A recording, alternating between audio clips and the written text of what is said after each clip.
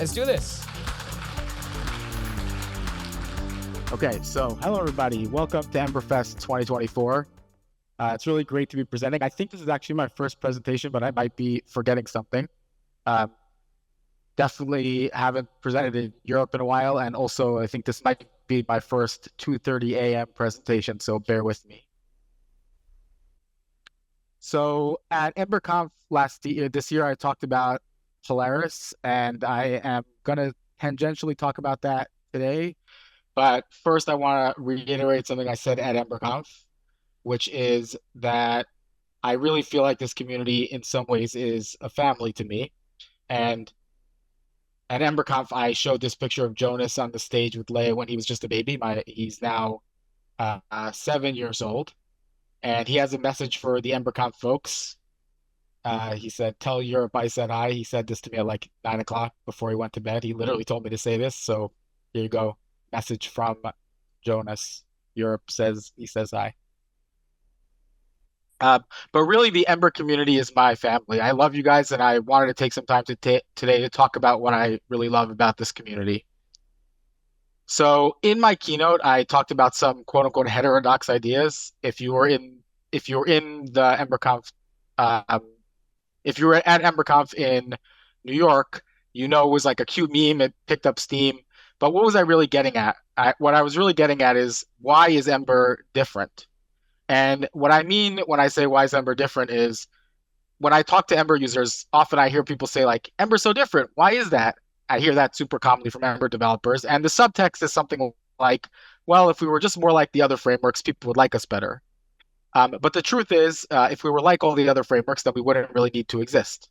And if Ember was only different for silly or historical reasons, then sure, maybe we don't need to exist. And I honestly do think about this a lot. There's no reason why any of us has to continue to use Ember. And if, in fact, the only reason we're using Ember was for inertia, for historical reasons, then sure, like it's probably a good question to ask ourselves. But the more I think about it, the more I realize that there are ways in which Ember is different that I really do love, and I wouldn't want to give them up. And I sort of think about the thought experiment, like if Ember disappeared tomorrow and I just had to start using something else because I'm still going to be a front-end developer, like what things would I lose? What things would I miss from what I have today? And some of the things, some of the stuff, like would I miss separate HBS files? No, definitely not. That's a difference for not a good reason, right? But there are plenty of things, and I'm going to touch on two of them today, where I really would miss it, and I think it would be like a real shame for the world. I would be sad for the world if those things disappeared. So today I'm going to talk about two examples, but they're really just two examples, and I'm going to start writing some posts on my blog. I already posted 3 exploring this topic, and I think in general it's a good way for us to think about things, like not just is Ember different, maybe we could be more the same, like or is everyone like us more or less, etc., but more like, what are things that we really like about being Ember developers and using Ember that we would be sad if we lost them? Like really trying to think about that. So the first topic is about testing. So the question is like, why does Ember default to Keynote and not Jasmine, or I guess Mocha, or Jest, or I guess these days will be VTest? And you might assume that like that was a joke that I set up because I want to say that Ember values stability, but that's not actually it. I mean, of course we do value stability, but that's not the real reason we ship Keynote by default. It has to do with the unique way that Ember apps write and run their tests. So I think that Kenzie Dodds, who wrote the React summary of what makes for a good test, a good testing library, a good testing environment, which is the more your tests resemble the way your software is used, the more confidence they can give you. And the entire philosophy of the testing library is to try to encourage you to write tests in ways that resemble the usage, not internal details. And I want to paraphrase Kent a little bit to talk about what Ember's philosophy for testing is, which is the more you run your tests in an environment that resembles the way your software is used, the more confidence they can give you. So let's take a look at an example, and I think to flesh out what I mean by that. So here's a normal component test in Ember. I think we call it integration test, and it's taken from the super interest tutorial. Notably, this is not an acceptance test. We're rendering the component in isolation, and you use fill-in just like Kent would want. Like you use high-level descriptions to say to interact with the page, and again here use fill-in again. And now, what's going to happen if your tests fail after you fill in the input field for a second time? So if you were using a testing environment that was not running in the browser, now you would be going back into printf debugging, which like somehow we already knew in like the 1970s was a bad idea. But at some points in browser debugging or web app development debugging, you just find yourself way back in the 1970s. You're like console logging, you're like trying to look at what your headless browser is doing. But the beauty of running tests in the browser is that what you actually do in Ember is you add pause test, you freeze frame the test, and then we reload the page again, and boom, the test is paused right where we want it. We can play around with the UI and see what happens. And if we wanted to, we could even use the browser's dev tools. Now, I think there's things to not like about the UI of QUnit, and I think there's a really awesome experiment that is already possible to opt into in Ember to make the UI better. But I think it's good to focus on the parts of getting distracted because I see things changing in the Zoom window. Just like, am I still here?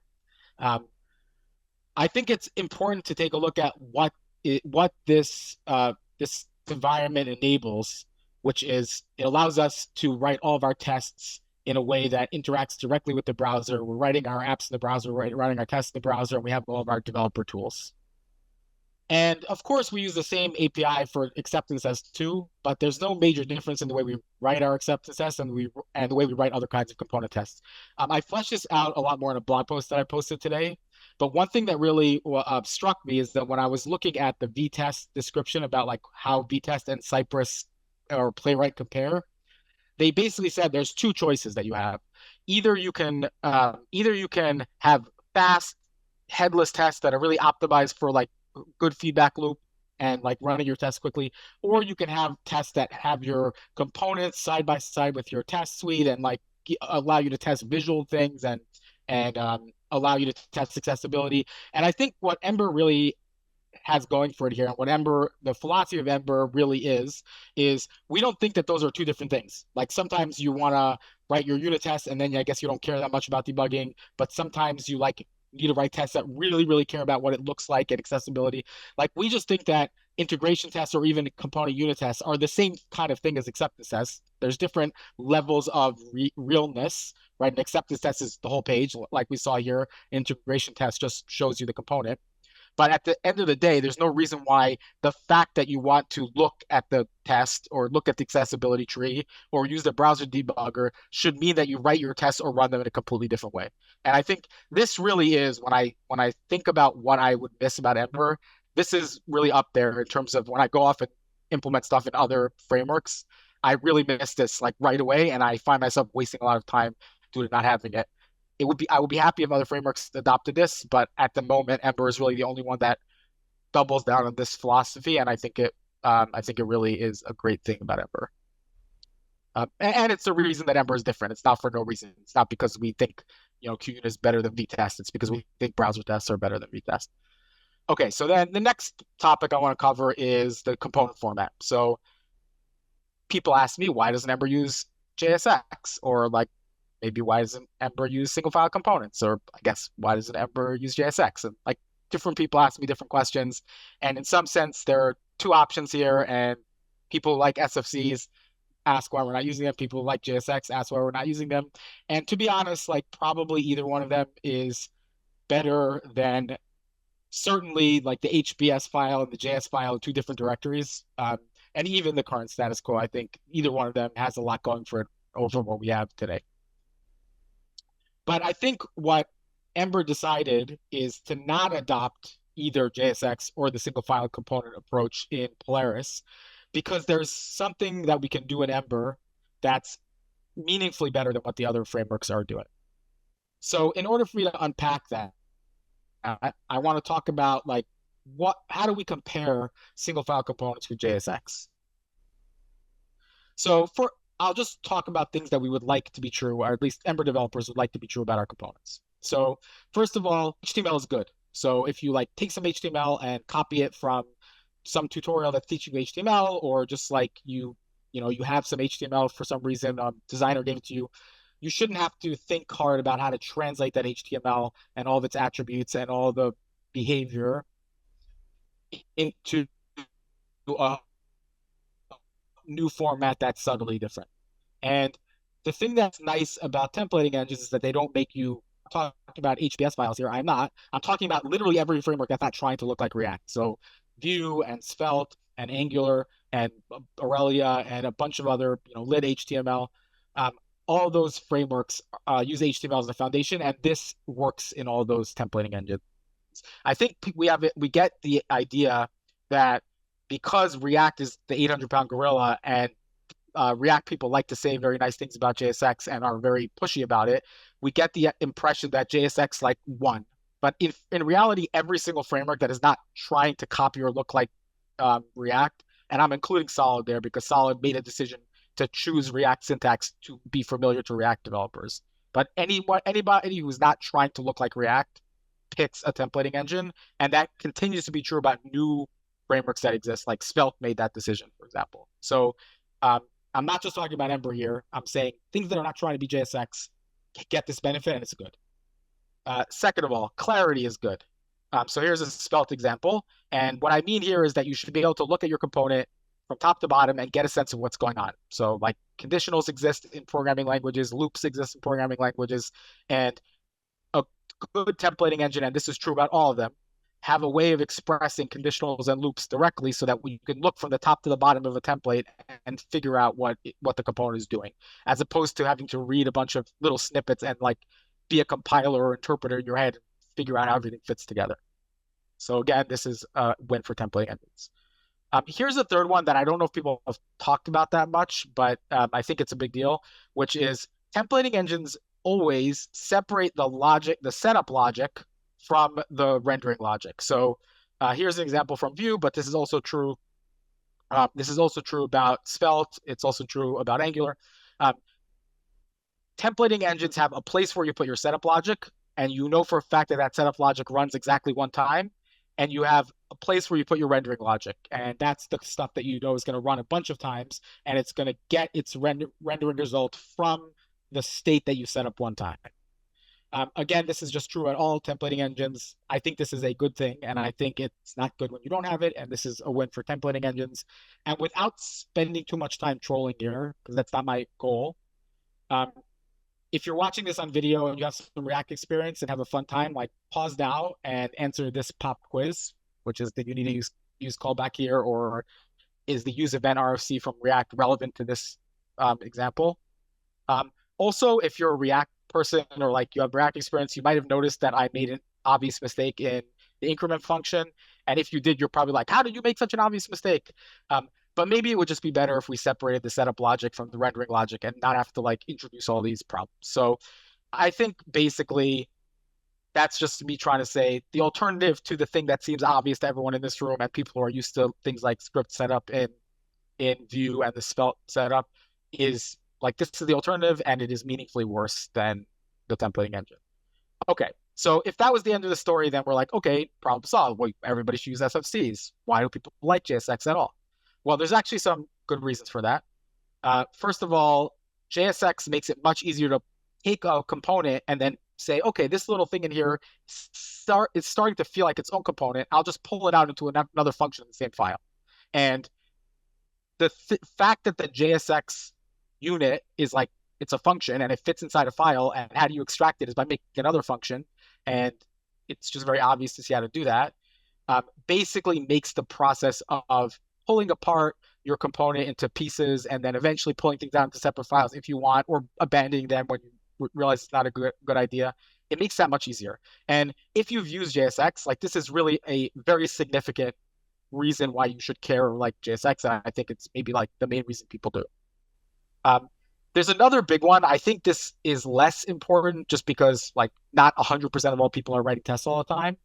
But a very nice thing about JSX is that when you write your tests, you just write you invoke your component by rendering a JSX syntax. And the way you invoke a component in your test looks exactly the same as the way you invoke the same component in an app. And I think that's a significant thing. Tests just draw out the difference here because it basically means that there's like any time you want to invoke a component and you're not already inside of an SFC, like then in when you're using JSX, you can totally do that, and it like has a natural meaning, and you can do the same deconstruction as you would in any other JSX context. But with SFCs, you don't. And just to show you, it's not like you can't write tests. That would be silly. It's that you end up having a different API for calling your components in your testing environment or versus how you do it in an app. And that's like there's ways of doing better, but at the end of the day, you're not going to write a separate SFC for every single test case. And that is the way that you invoke your components from your app. So it just ends up looking significantly different in practice. And if there's different testing libraries in your ecosystem, they might have different opinions about that. Whereas if you're just invoking it using the normal syntax, there's no possible way for to have different opinions. So I think this is another huge benefit. And what that meant for Ember is that we kind of went back and forth on this. I think we started looking at SFCs. I don't think we ever really considered JSX per se, although the React people tried to convince me of this like in 2015. But I think we were always uneasy with the SFC strategy because of these issues.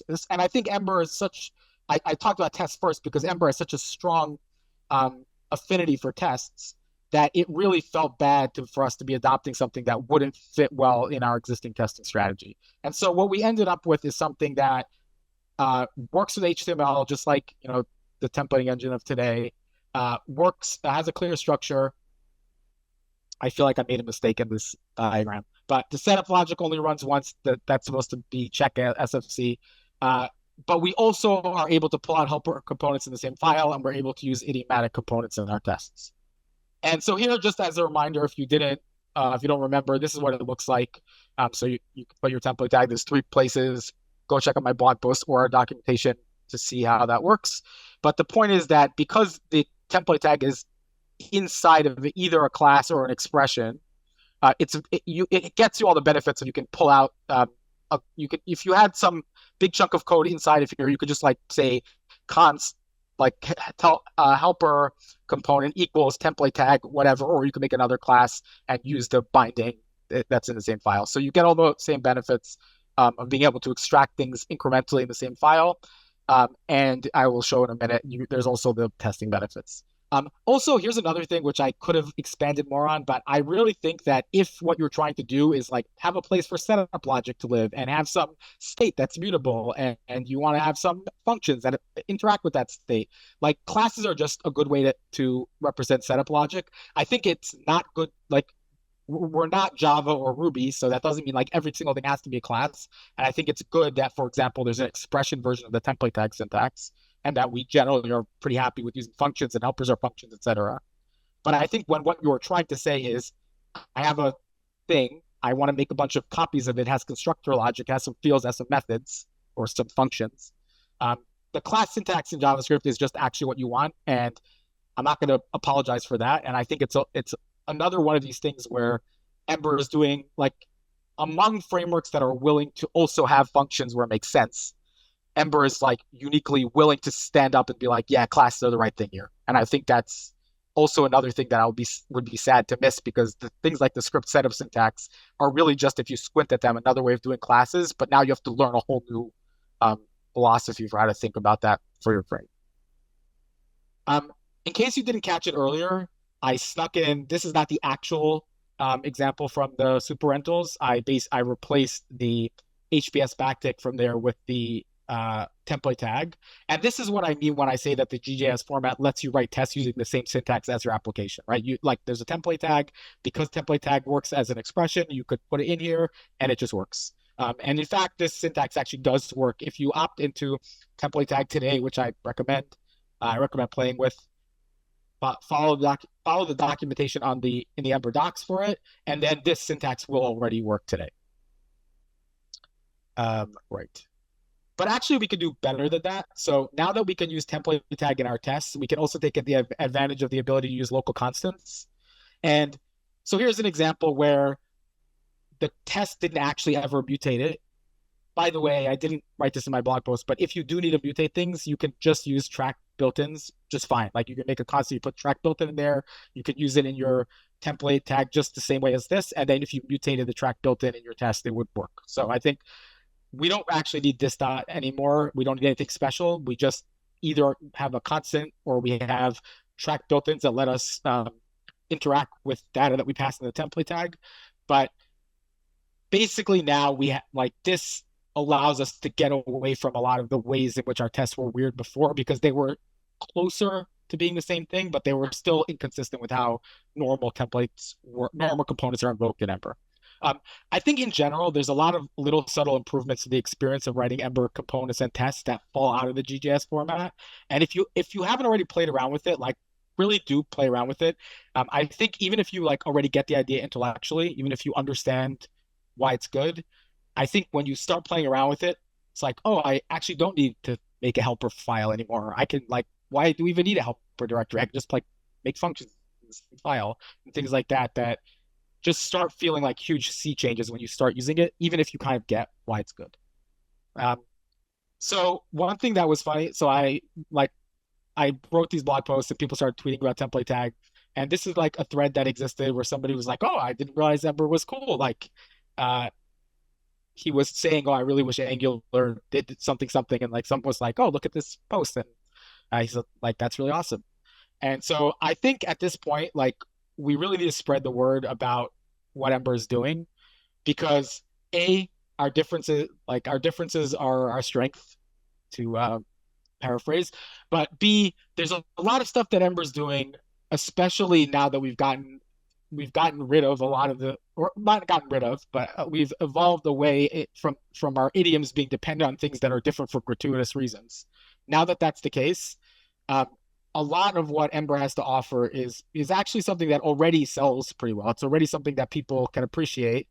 I don't think we need to oversell it. I don't think we need to go around telling people like Ember had that for 5 years. I think the reality is people didn't use Ember for the past 5 years because there are good reasons that the ways in which Ember was different and gratuitous ways made it hard for people to want to use it. So I don't think we need to go around saying we had that for a long time. But I do think we can say Ember today and Ember in Polaris in the near future is something worth taking a look at. So the ways in which Ember is different are actually interesting, even if you're just the kind of person who's like intellectually interested in what frameworks are doing. Ember is not just stuck in 2013 or something. Ember is doing cool things, and I think it behooves us to go around and talk about that. I think the reality is, like, we've been around for a while. Sometimes we do think different from everyone else.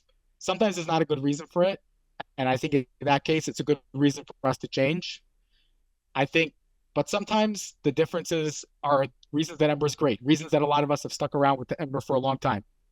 That a lot of that has to do with stability. That's something where Ember is different. But we've talked about stability for a long time, and a lot of times when you talk about stability, it sounds like we're excusing being worse by being stable. And I think we should still talk about stability and our great migration story and apps that have been using Ember for 10 years. But we should also talk about the fact that there are ways in which Ember is different that make Ember meaningfully better, meaningfully unique, meaningfully worth thinking about. If we want to keep these differences and not have them disappear, like Smalltalk's differences back in the 90s, we're going to have to keep evolving Ember so people are willing to take another look. We're going to have to evolve away from historical differences that are holding us back. But if we do this right, we can continue to be proud of the ways that Ember's differences make us special. Definitely check out my blog. I'm going to be posting more on this topic. There's 3 posts already I posted about these topics, and I'm going to continue posting more or less on this theme, ways in which Ember is different and why. I plan to write some more soon, and thanks. So thank you very much for hearing me out, listening to me. Always remember, have fun. I think if you're not having fun when you're writing front-end apps, you're doing it wrong. I think there's something like really satisfying. My 7-year-old likes making Ember apps. Like, it really is a fun thing to just like make something and have it appear on the screen and be working on a bunch of different devices. And let's all work together to build a better future for all of us. Thank you very much.